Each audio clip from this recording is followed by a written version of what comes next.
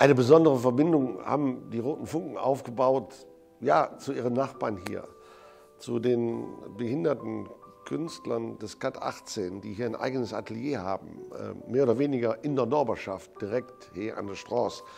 Wenige 100 Meter von der Ulrepforte ist ihr großes Atelier. Und im Vorfeld hatten wir Sie gebeten, sich dort Gedanken zu machen, uns ein Stück zu begleiten, anzuschauen, wie wir den Karneval feiern, um ihn dann selber auch mit vielen, vielen Kunstwerken, ich glaube über 50 waren es an der Zahl, letztendlich zu kreieren, um dann bei Sotheby's in eine Versteigerung zu kommen.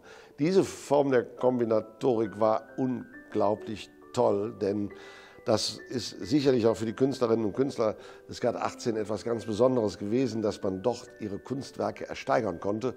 Und der Auktionator, extra angereist aus Frankfurt, konnte am Ende auch seinen weißen Handschuh zelebrieren, der immer nur dann ins Volk geworfen wird, wenn alle Kunstwerke versteigert sind.